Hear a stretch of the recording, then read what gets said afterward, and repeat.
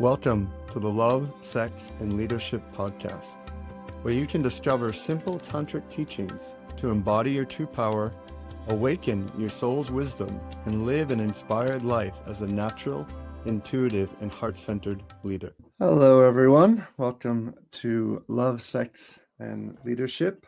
Hi, my name is Aaron Kleinerman. I'm very excited and inspired to have on the show today Raffaello, who's a co-teacher of mine with ISTA and is one of the more lead faculty there, and been a man in Tantra for many years. We've known each other on this path for a while, and it's always a joy and inspiration to have catch-ups along the way and just to hear and to feel his journey into both leadership, love, and sexuality, three topics that's really most alive in this podcast. So welcome to the show, Rafa. Thanks, Aaron. It's really, I agree with everything you said. It's really good to see you and the different ways that we've met along the path, so to speak. And congratulations on this beautiful podcast that you have. It's exciting to be here. Thanks for having me. Oh, thank you. Nice to have you here, brother. So I'd love to just start, as people that maybe don't know you, or just a little background in terms of not necessarily your whole story, but what's the why that has driven you into the turning moments of your life that kind of has inspired you to show up in service as a mentor, as a leader, as a facilitator, as someone who is kind of weaving and edging into sometimes a challenging field. But what's the why that kind of drives you and has been the momentum along the way through the years? At the core, I am a practical philosopher. That's what I really am, in the deepest layers. So I yearn like burningly for an embodied practical understanding of everything. So that means I am driven by a burning desire to understand life, to understand sex, to understand power, to understand money, to understand relationships, to understand humanness. And in different parts of my life, my desire has been oriented in different ways. But at the end of the day, everything I've done is very selfish. Yes, you say show up in service, which is true, but the drive is for me to understand and for me to come to the end of this incarnation with a sense that even though I haven't understood everything, but I tried and I did my best to not just cruise along, but to really actually understand. And I want to repeat, I don't mean understand with my mind. I mean understand as there is this beautiful Thai, the verb to say understand is to enter the heart. So when something enters the heart, that's when it's understood. And my deep yearning has always been for life to enter my heart. And I realized that I had to do something about it. It wasn't just gonna happen, I had to make an effort. And so here I am. Yeah, and I guess in that entering of the heart, in your studies and in the path along the way, I mean, I know you've been in this field of Tantra for a while. Do you feel like there's any other path that really incorporates both the embodied understanding as well as the mental understanding woven together? And what's been your experience with both taking what is more conceptually concepts and pieces that a lot of philosophy likes to really comprehend intellectually and taking that into the body, and maybe some challenges that you've had along the way with that? Yeah, so the first thing is that philosophy only became intellectual really recently, more or less, like people like to pin it on Descartes, the French philosopher. But philosophy really means love of wisdom. So there is an emotional component even in the word itself.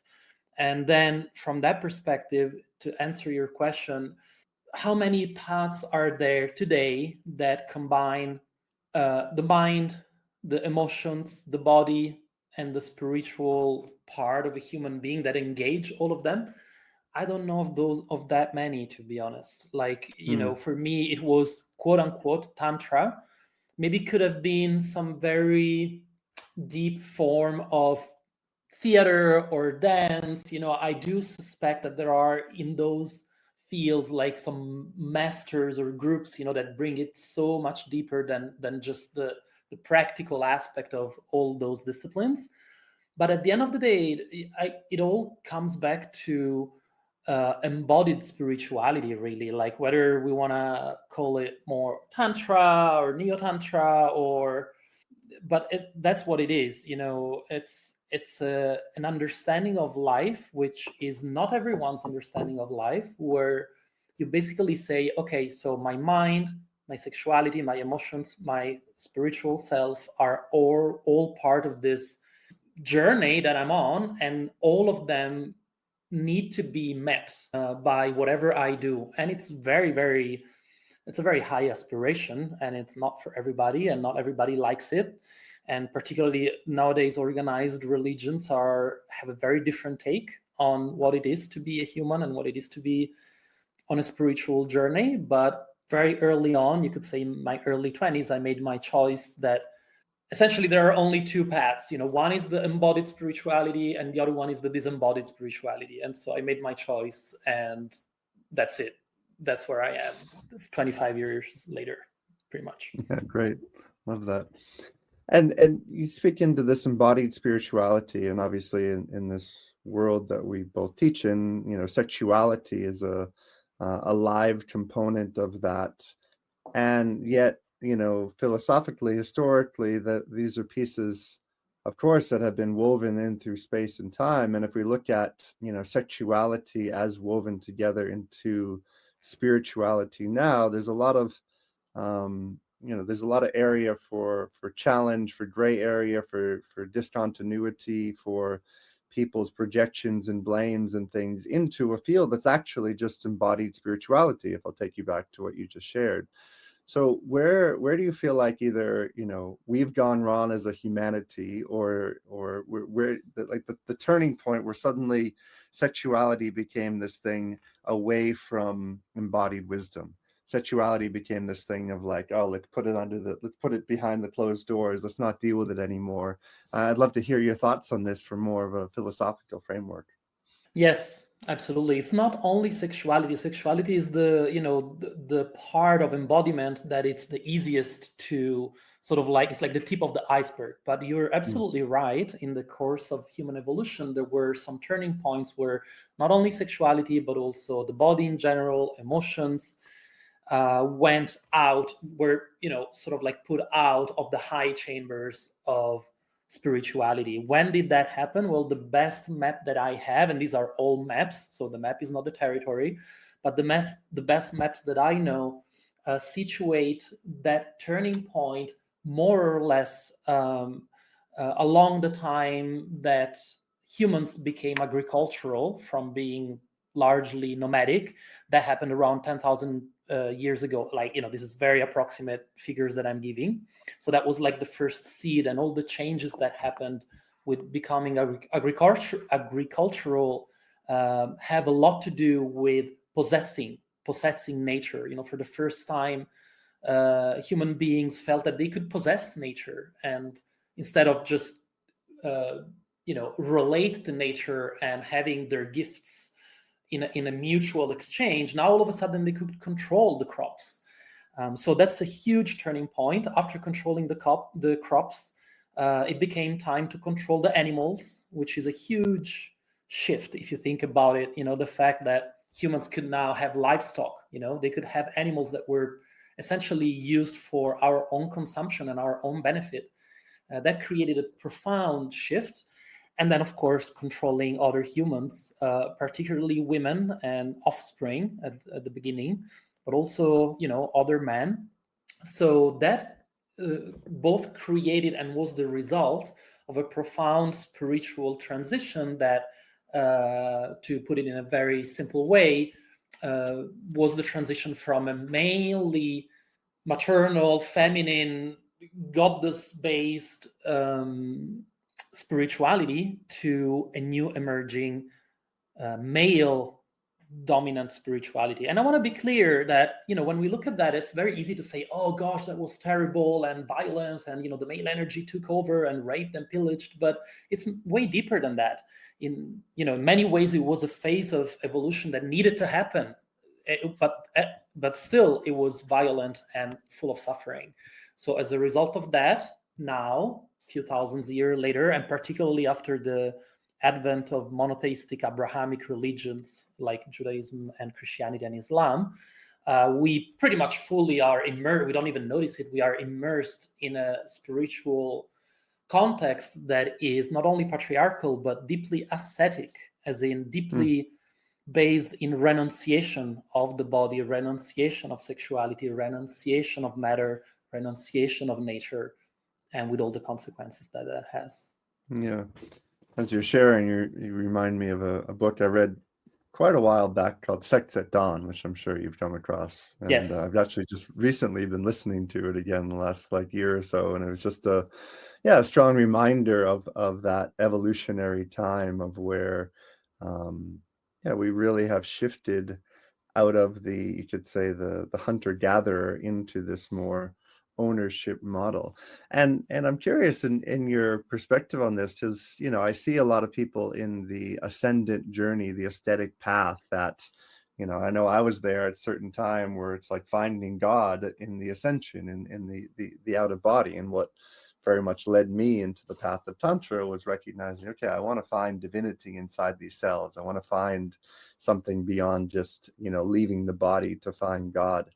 And I guess the question in that is in this aesthetic path, or maybe people that you've come across, or more in the yogic traditions, there's do you feel like people who are there, who are very much on this let me find God only through ascension, do you feel like there's some part of them that's kind of, missing the buck, and they're gonna, have to come back to the next lifetime to find the embodied, divinity? Or do you feel like it's actually, just exactly where their soul's meant to be? I'm curious of this sometimes. I don't like to compare like, oh, I'm on a better path or something like that. It feels more accurate and true to me. And of course, someone who's on that path of kind of denying the body, in a sense, feels true to them.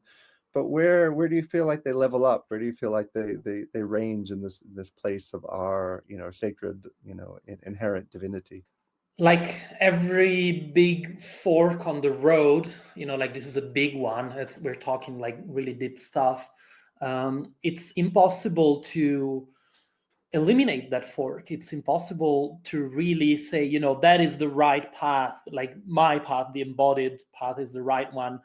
But from my perspective, yes, of course, being on the ascetic path means missing out on a very important aspect of existence. But I could totally see how whoever has been dedicated to a bona fide ascetic path could say the same about me. Like being on the embodied path means losing time and sort of like getting mired, in the trappings of something that's just a distraction, because matter to them is a distraction, and relationships are a distraction, and sexuality is the uber distraction. So why would you spend time on that when actually that's just holding you back? And so you can't really reconcile these 2 points, because at the core of it, there is a different worldview. There is a different view of the world. There is a different view specifically of matter, of nature, of the body. And it's so crazy, because I can relate to you about having been on the ascetic path before, and I still am very curious and very interested. And sometimes I'll read, some texts from Buddhism, which I enjoy at times, or even from Christianity and other, ascetic spiritualities. And then a part of me just cringes, because what they say about the body is so antagonistic, just like essentially we're sacks of pus and gases, and can't wait to be freed of that. But does that attitude towards the body, is that attitude towards the body only bad, like only sort of like diminishing the human spirit. It's not. It also allows people to do great things because of the disregard they have for their own personal safety and their own, needs, like material needs. So it's really two points of view that cannot be easily reconciled, and that's why I call it a sort of like a heartbreaking choice. The choice of one's own spiritual path basically also means the active renunciation of the other path, and that's heartbreaking. Yeah, and I guess in that choice, if you look at the place of spirituality on a global platform, those that are less on the embodied, path that's dealing with sexuality, often I observe, and I'm sure I know you observe us both being in a kind of proactive mystery school that kind of is on an edging gap for people in their lives to kind of stir things up a little bit. There's often a lot of sensationalism around sexuality because it's not the aesthetic path, because it's not going to church every Sunday to find Jesus. It's actually finding that inside. So and I know for yourself, you were with Agama for a little while, and that's had some sensationalism around it. And I'd love to just hear more on a broader spectrum, then we get to the more specifics, but how to most effectively not buy into this sensationalism that gets pushed around sexuality, which is the drama and the what sells in the media, but to actually like hold a current of presence and truth to the recognition that what this sexuality piece is doing is actually helping, in my perspective, helping people break through. So how to navigate this most effectively to not lose the essence of knowing divinity, but to still be a pillar of truth in embodied spirituality that deals with sexuality. Very good question, and also very timely, because as you know, as we are recording this, just about 2 days ago, there was another article on the press about the school that we both are connected to, and it wasn't very flattering at all, and in a way, that can be shocking, but also, as you say right now, it is something to be expected. And so I want to, give an answer. My answer is not just theoretical. This is where I have, of course, a lot of skin in the game, and where I can also feel and see my own projections and my own shortcomings in essentially in dealing with collective consciousness. Because what you're talking about, the distortions, the press, this and that, at the end of the day, that's nothing more and nothing less than a difficult relationship between today's modern schools of embodied spirituality that include as well sexuality in their explorations, and the more general collective consciousness as manifested, for instance, by the press or by the public opinion or by the common sense, however we want to look at it. And that's not going to be an easy relationship, and we all know that, those of us who work in this field, for a number of reasons. One, because as I shared before, like we're really coming from thousands of years of conditioning around sexuality, the body, and emotions, and it's so ubiquitous that it's difficult to even realize it. But it's very easy for me to give some sort of like shock examples. Like what would any of us feel, even you and I? Maybe not you and I, but like even like the most progressive person in the room, or the most sort of like open-minded, that's what I mean. What would they feel if their leader of choice started speaking about their sexual life?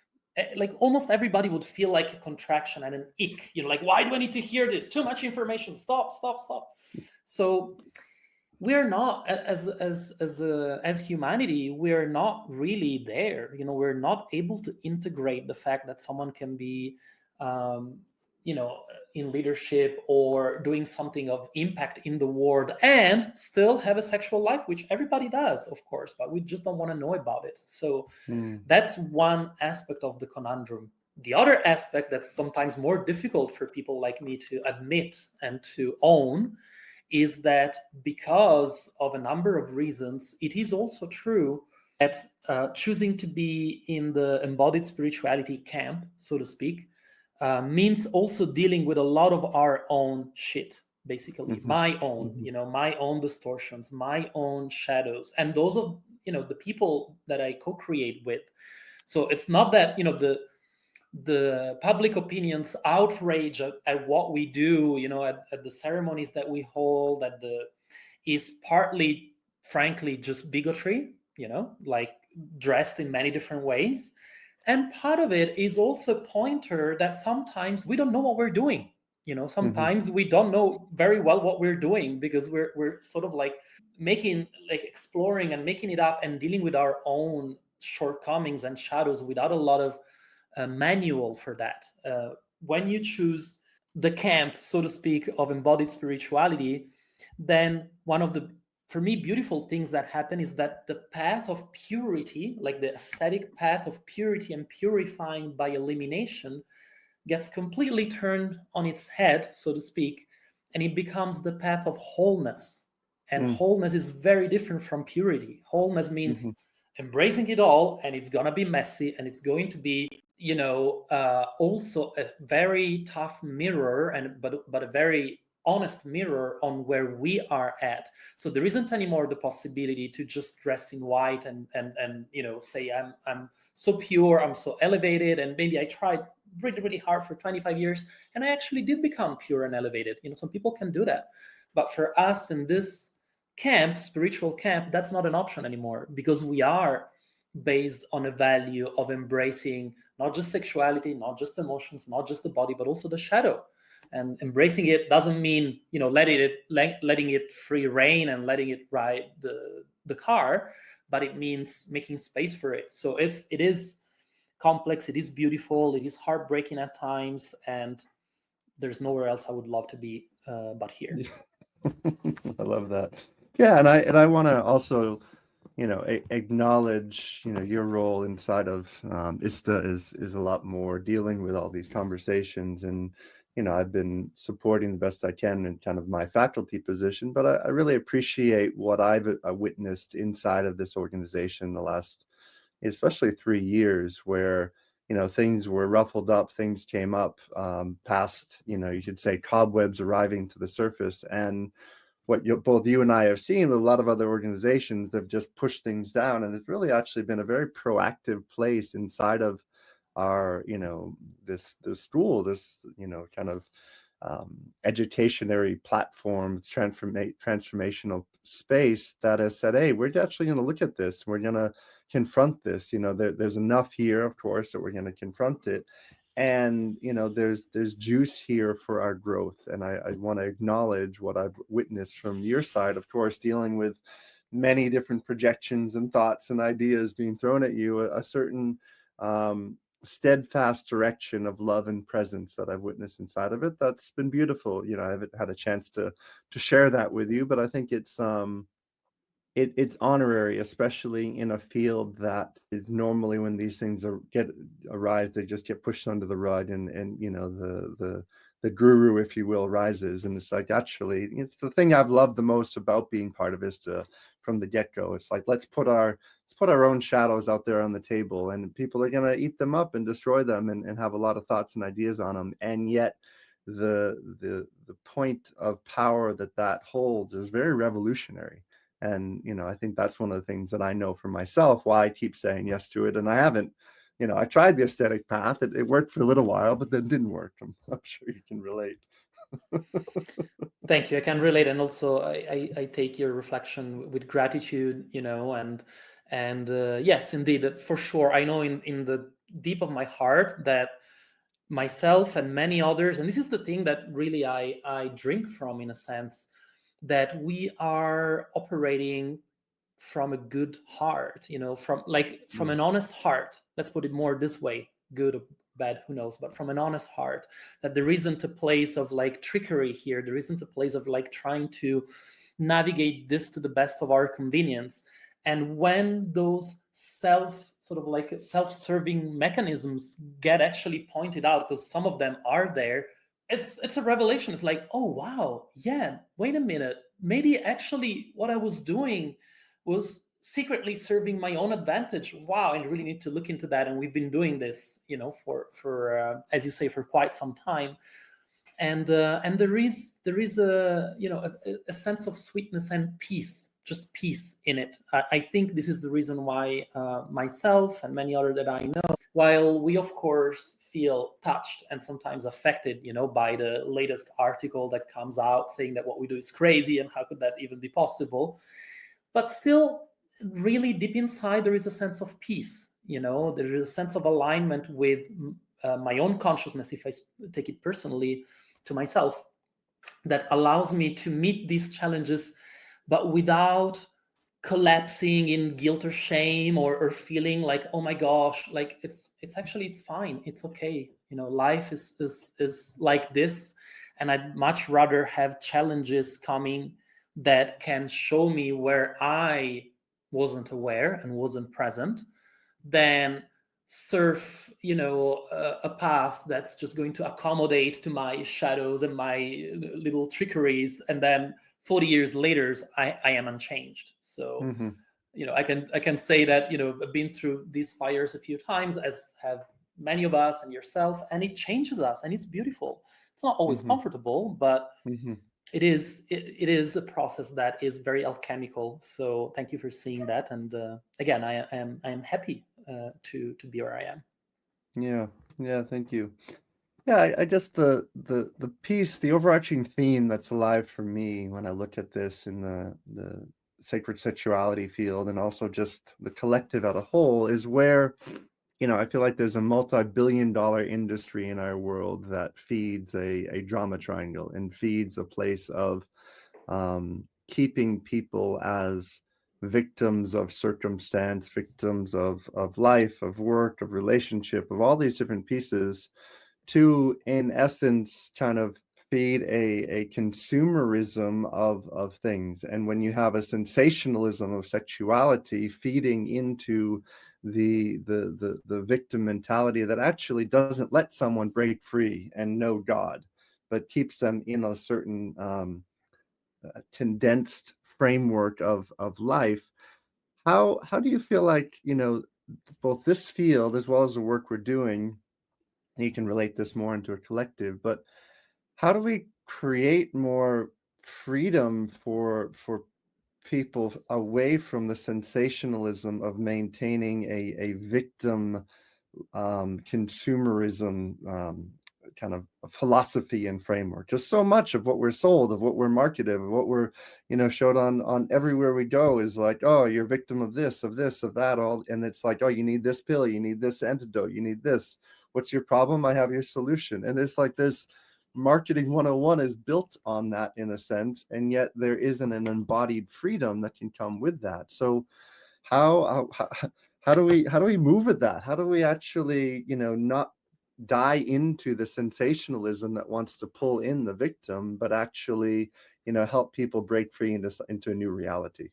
How do we do it? Great question. And as you know, this is a lot of what we try to do in the embodied containers and retreats that we hold. People think it's all about like having sex, with this and that person, and some kind of, lusty time, post-work time. Let's go for a week, to have some lustful. It's so much not that. It is really navigating a container where these dynamics will come up, which is good. The victim, persecutor, savior, rescuer dynamic will show up in holographically in those week-long retreats or containers. So then, okay, then what do we do with that? And we have tools, actually. We have developed over the years tools and frameworks that can support that.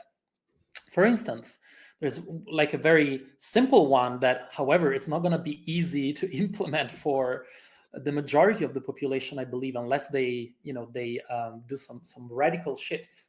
And that would be something like feel the feelings and drop the opinion that you have about X, Y, Z.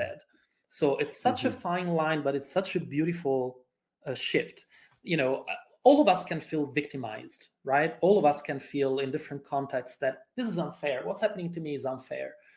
There is a big misconception that we in ISTA or other schools want to sort of like erase that feeling. You can't feel like everything is unfair, is wrong. Don't feel that. Always feel positive. No, that's not what we're doing. But feeling the feelings properly with appropriate tools, and especially in community, not alone by yourself, but in a group, oftentimes leads to just then after to a feeling of liberation. It's like, I felt it, I screamed at God, it's unfair, why are you doing this to me? Oh, now if I'm really honest, I feel alive, I feel powerful, I feel ready to go out and do what I need to do. Oh, wait, no, that's not possible. I'm supposed to feel terrible because I have to put a complaint to the XYZ department, and if they see me shining, they're not going to believe me, right? They're not going to say, no, we're not going to give you the reimbursement. So, fuck, wait, let me feel, let me just again feel like contracted and terribly sorry for myself, because that's how I play the game, right? So in our containers, we interact. Like, at the end of the day, if you went through a situation in life and grieved and expressed your pain and moved your pain, and then after you feel alive, you feel resourced, you feel like you've learned something, you feel powerful, then what's the use of continuing to perpetuate a story that you have been this and this and that and it was unfair?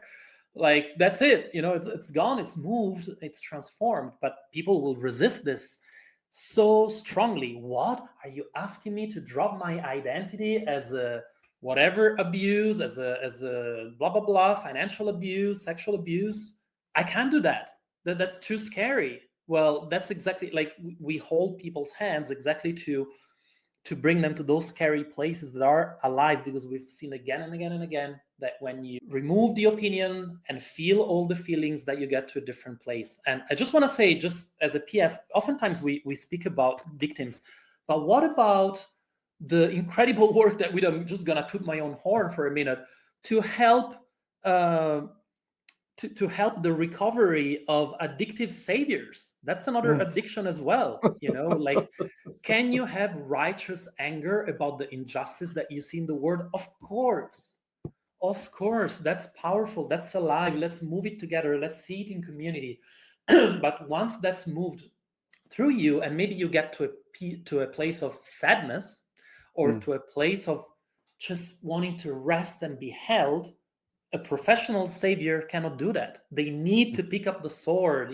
Their identity is tied to that. And that's why they will never be satisfied. It's very dangerous for someone that identifies as a savior to get to a place of going like, oh, great, those changes that people made around me are satisfactory. I can drop the sword for a moment. I can have a cup of tea. No, that's anathema.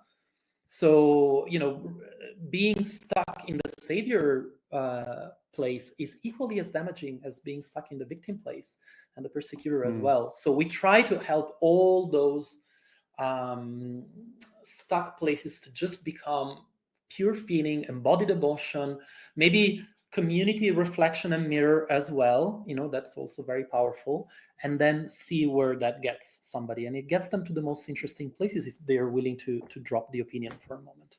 Yeah, beautiful. A number of things you shared I really appreciate, and the I just envisioning and knowing so many times when people come into one of these containers for a week and they have these ahas and they're feeling in their body and they're present in their emotion, and then they're feel like they've touched upon this whole new realm of being, and it's something, of course, without any plant medicine or any type of substance, and then they meet back into their world, and it's like, I think that the integration journey of that is often the most challenging in a sense, because people tap into their infinite, divine nature with a community of others. It's like going back into life, like, whoa, but I'm supposed to be a victim. I'm supposed to do this. Oh, that was really bad, that thing that happened. And then it's like this perpetual cycle. Then if there are these, the professional saviors around them, they're like, really that was a bad thing that you've gone through. And I feel like this is the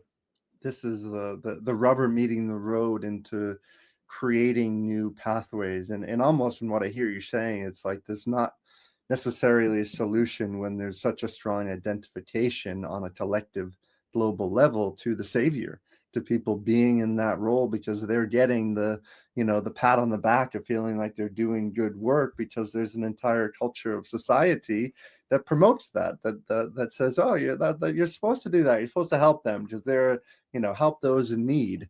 And it's not really a culture of true, embodied freedom, if you will.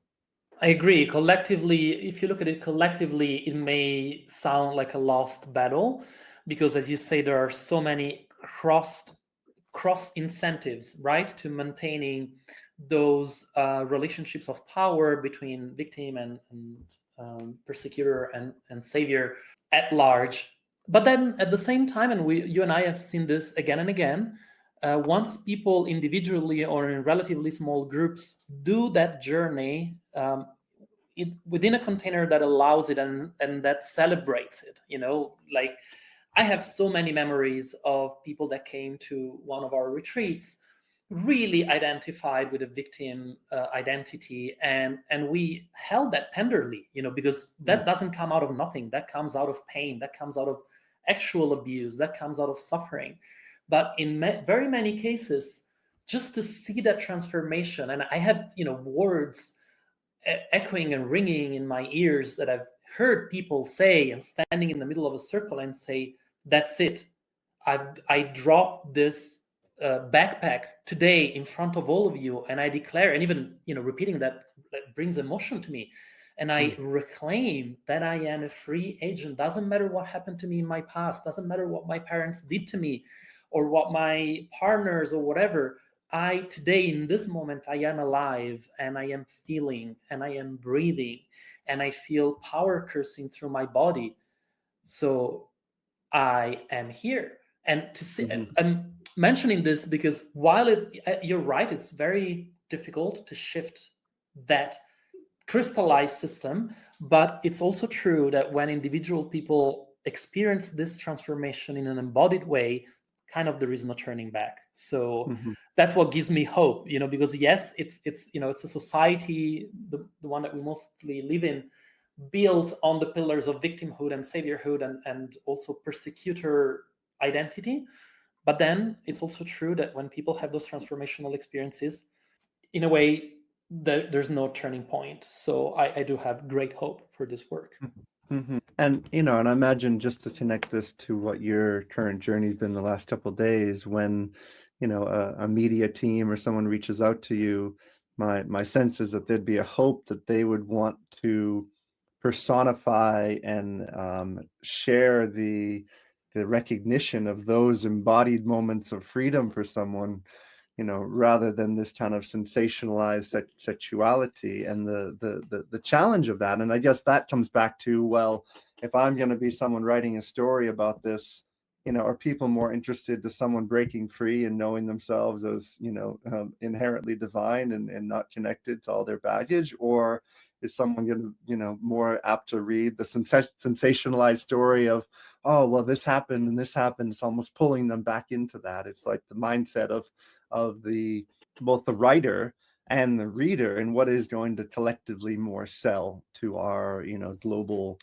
community of humans. Yeah, thank you for that question. As you say, obviously it touches me deeply and personally, because I am often the one in our circles that says yes to the media, and wants to talk with media, knowing all the risks and the challenges. And what keeps me sane in a way in this sometimes very difficult and frustrating process is recognizing in the depth of my heart that the media is also human beings, like individuals like you and I, and what they do is the best that they can do according to their own values and incentives. So I am, in a way, what I'm tracking, particularly with this last episode, is less so it's not so much like the evil media mogul that says, oh, let's keep everybody stuck in a repetitive victimhood so then I can sell them more of my XYZ medicine. This is also, for sure, it happens with certain media outlets and huge media conglomerates. But in this case, it's more a very human person, a journalist, for instance, that comes with genuine curiosity and with genuine sort of like willingness to understand something. But then when they are confronted with someone's pain or with a situation that is very, very liable to be interpreted in the victim triangle, drama triangle way, then the savior complex kicks in too hard, and this is not, I'm not saying this is a criticism. These are deep ingrained patterns.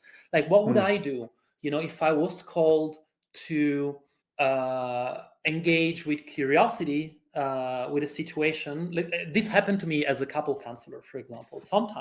Occasionally, I was counseling a couple, and what I saw was so strongly pulling me into the direction of developing a lot of sympathy for one of those two and a lot of rejection for the other one, because I had identified person A as a victim and person B as a persecutor. And my savior was like kicking and screaming inside of my belly, and I think the best I could do in those situations was to remove myself and say, hey, I can't continue supporting you. I'm just not the right person in this moment.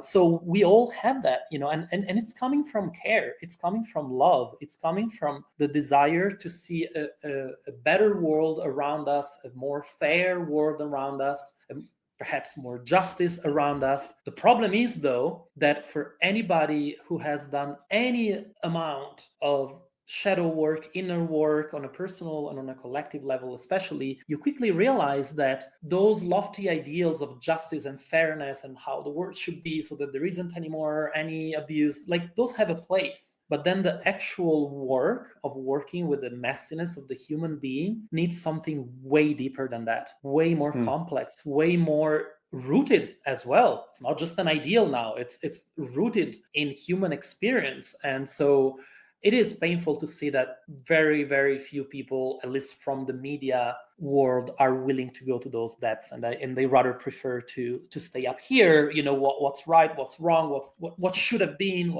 and actually, of course, none of them has an experience in what it means to hold a container with people that are going through their humanness, because that's a very different experience. But we'll get there eventually. Yeah. There's hope.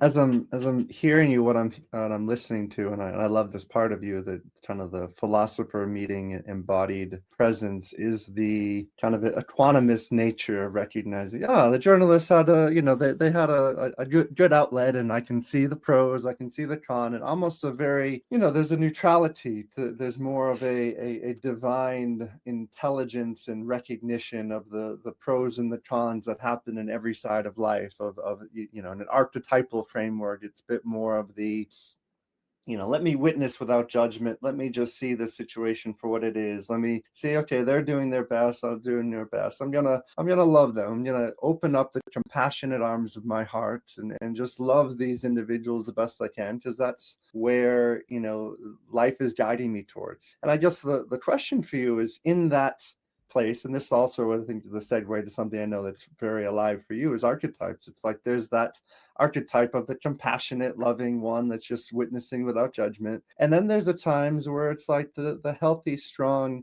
kind of sword needs to come out of truth, of alignment, of saying enough is enough. I'm putting my feet in the sand. The buck stops here. This, just as a person said, I'm releasing that backpack for last time. I'm letting that go. So where do you feel like these two worlds meet, especially in an archetypal framework, for a healthy representation of sacred sexuality, embodied freedom, soul work, landing on the planet, of witnessing without judgment and penetrating with like love and clarity? Yeah, great one. So first of all, I want to say that I can only show up with some equanimity, for example, let's say towards the journalists, and because I've done, like, in the past 2 days, a ton of kicking and screaming and raging and calling them names, like with pillows. It's like, that's where it comes from. That's where this sits on, like, thank God, goddess, I have these tools to move,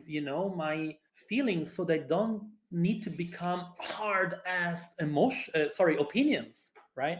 So many times someone's opinions are actually just crystallized feelings that didn't get to move. So I've done a ton of that. I'll probably have to do more. So just that aside, So there's both parts in me. But I think you're pointing to something very beautiful that actually has been a deep inquiry for me. If we want to talk archetypal language, we could almost say you're pointing to this dichotomy between light masculine and dark masculine, like more, let's say in a healthy way, a light masculine that is higher chakras, heart, but not just the heart, but also the mind is so omnicomprehensive. The mind can understand and can, go into the other person's opinion, even if it's opposite from ours. So that's like the light masculine in me and in others. And then the dark masculine, as you say, just goes like, I love you. And the way my love is expressed right now is by setting a firm boundary, telling you, no, you won't cross this line, or sometimes just telling you fuck off, So that's a deep inquiry for me, because for many years in the field that we both share, I was considered and projected on, sometimes rightfully so, to be sort of like a more of a dark masculine embodiment. And I was known for my dark feedback, for my ruthless sharp sword, and I enjoyed it, and it was a beautiful reflection of a part of me that's actually really true and alive. And then at some point around midway through my journey in this collective, I started feeling constricted by it. I started feeling that I was adopting an identity that didn't allow my true, genuine heart compassion to flow so well, for example, as one of the characteristics, but also that didn't allow so much healthy doubt in me to exist. I was into this habit of being sure of what I said, sure of what I did, and like very which I think served myself and served my field very well in a way, but it also needed to give way to another part of me that's also there. So right now, however, fast forward, I find myself maybe at the end of another cycle where for the last 2 or 3 years, oftentimes I've embodied this archetype of equanimity, of like omni-comprehension and omni-considerateness. And then I'm starting to see also the seams, the cracks at the seams of it, and some beautiful friends and peers, even in our retreats, it's already been a year, give me this reflection, Rafa, I love you. I love how patient you are. And I'm kind of missing your sword a bit, where's that gone? So it's like, oh, thank you for that. And at the end of the day, like many other people, I'm continuously dancing between opposites and taking these reflections and then going like, wait a minute, does it land? Am I actually perhaps silencing a part of me? Oh yeah, that lands. Okay, what can I do about it? So I feel I'm really very much in that dance that you're mentioning of light masculine, dark masculine. And right now, if I had to describe my own process, it's where after having spent the last 3-4 years more in the light masculine, sort of like equanimous archetype, I can feel some of my sword and not sting, but just like, don't fuck with me coming up again. So let's see, I'll vibrate it, I'll feel it, I'll see where it wants to go. And I'll never claim that I have all these archetypes fully accessible and fully sort of like, fully developed and flourished at any given moment in time. At any given moment in time, me as everybody else, I will always be slanted towards somewhere. My masculine, my feminine, my light, my dark. And the only kind of balance that I can actually see for a human being is a dynamic balance. It's like continuously course correcting, and taking in reflections from the world and from community and dancing with that. So I think you're pointing to something really good. I took it more to my personal. I'm also happy to comment that more on a collective level, but I'm gonna pause here for a moment. Yeah, no, I love that, and I appreciate your weaving and recognition of the sword, kind of the necessity to bring it back in and into your awareness. It's a great awareness.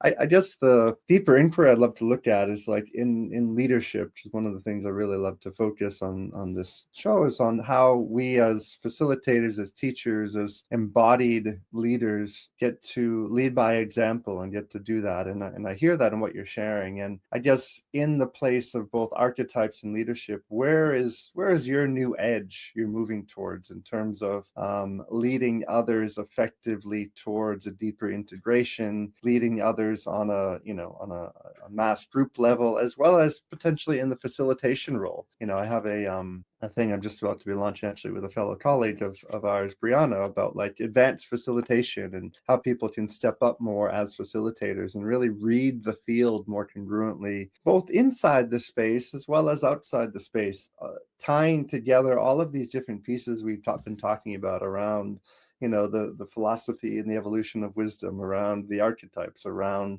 the victim, and where's your edge that you're leaning into in the realms as a facilitator? Something you're holding many retreats and groups throughout the year, same as myself, more focused around ISTA. But where's your edge that you're moving to as a leader of this work, both in the group space as well as outside the group space? Thank you. Beautiful, deep question. What's coming up? And I haven't prepared this, of course, so just going with what's alive. My edges are, in a way, they are related to each other. And so one of them is really how hard it is for me to let go of the desire to please everybody, to not hurt anybody. And that's like the shadow side of the equanimity that you were noticing before. I've been dancing with this for years, but I do believe it's a real truth, like an uncomfortable truth for me, but a real truth that nothing of significance can be done in this world without hurting, pissing off quite a large number of people. Mm-hmm. But it's simple to say it, but for me to actually breathe and embody this is very, very hard, because there is a deep part of me that still hopes that, but at the end, everyone will agree that the thing that I did was a good one. I know it's not going to happen, but that hope there is tricky for me. It's a tricky one. Connected to that, and this is also a reflection that I received lately in one of my last trainings from a beautiful colleague, is that one of the consequences of that in my facilitation / leadership style, you could say, has been a facilitation and leadership style that can tend to be very perfect. Like everything is done top-notch quality with lots of preparation, with lots of work behind the scenes. But then where do I take risks? Where do I actually jump into something in leadership or in facilitation where I fuck up, or there is a high possibility for me to fuck up? And I have to say, though, that this edge of risking and fucking up is very, very present for me in my leadership work that I do for ISTA, in being on the council, in interfacing with other organizations, but not so much in my facilitation. And I know that if I don't sort of track that, it could lead to being, perfectly sort of stagnating. One of the outcomes of that deep reflection for me was to launch a new offer of my own without anybody, just me, on archetypes, on an embodied retreat on archetypes, because that's a full-on area of risk, and of newness and of messiness. But it's an edge. It's an edge for me, because again, the part of me that wants to do it in such a way that everyone will be happy is very good at creating systems, very good at polishing, very good at perfecting the art, and sometimes it can go into the shadow of not taking risks. Yeah. I would say those are my two edges. The people pleaser and the not taking risks. Thank you for that. Yeah, I can reflect in my own world with, ISTA is one of the schools I teach with, and I think one of the intentions I had several years ago is recognizing I liked having a variety of different curriculum that kind of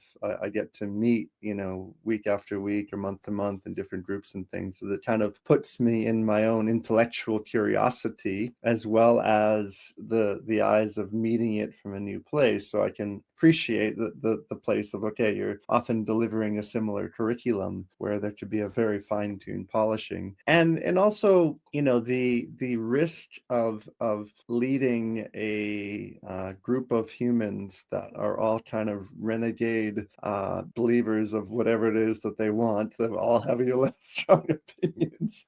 It's a remarkable trait. I can think back to the last time all of us got together in Italy, and it's there's a part of me that has such a love-hate for it. It's like I have this love of this life force that just pulses, and the fact that we're in Italy with so much aliveness and personality, and yet there's this other part that's like, oh my God, it's just this like swirling winds of thoughts and ideas and projections and all of it. And I find in my own place this kind of pushing, pulling into the realms of it, and still continuing to show up because I love the work, and through it all, I love the humans inside of it all. So yeah, and the recognition that it does take a certain risk to show up as we do, to show up as you do.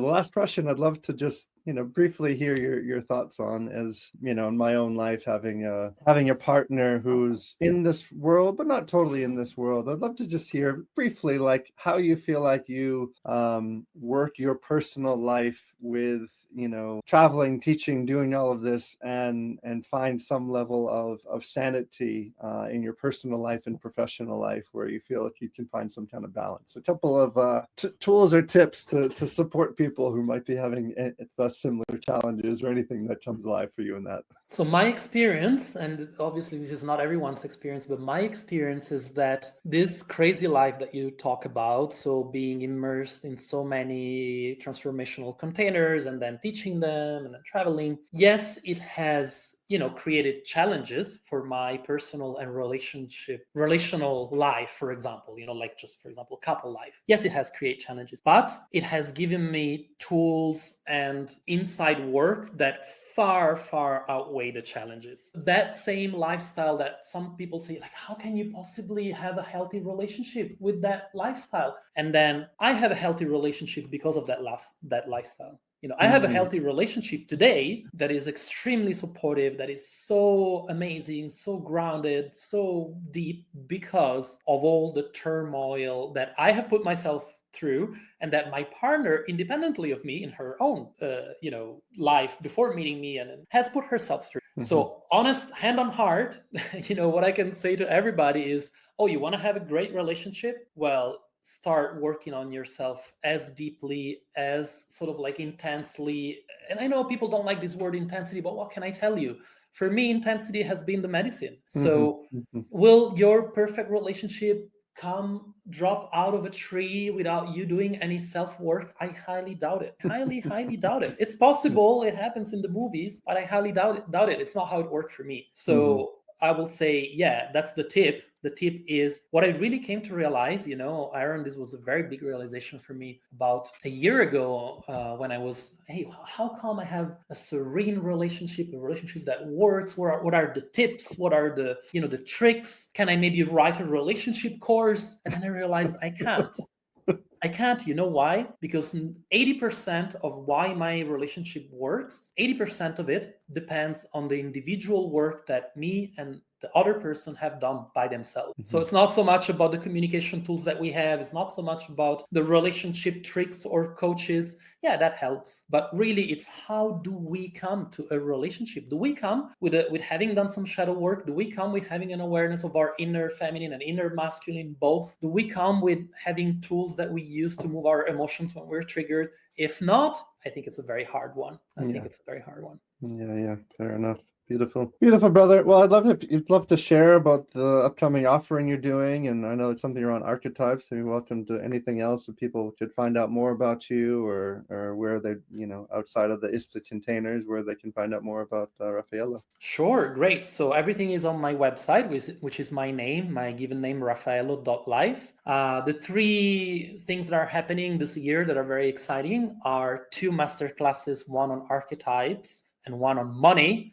And particularly, I'm excited about both, but particularly about the one on money, because this is another sort of like, edge that finally came aligned. And it's like, yes, now it's time to share a shamanic understanding of money with my audience. So super excited about both of them. They're on my website. And then in September 12th to 17th in Sicily, I have Arche. Arche is an embodied sort of like in-person container, all dedicated to the embodied exploration of archetypes, what we also call the transpersonal field. What happens when we co-create together a transpersonal field for 5-6 days, and what kind of magic happens there? So we'll have ceremonies, rituals, temples that are all dedicated to that. So this is for people that have already done some amount of personal work, ideally 1 or more ISTA level 1s or similar, and that are ready to cross into the next ring, into the transpersonal ring. Amazing. Well, I appreciate you. Thank you for walking this path, for leading as you do, and just being, very transparent as well in your journey and the pieces you're moving through. It's been a beautiful, inspiring, and joyful conversation. Thank you, brother, for being here and doing the work you're doing. Thank you, Aaron. I appreciate you. I see you, love you, and thank you for being such a great interviewer. I didn't know this about you, so thank you so much. You're very welcome. Thank you, everyone. Please subscribe, tune in to another conversation with Love, Sex, and Leadership, and have a beautiful day. Thank you.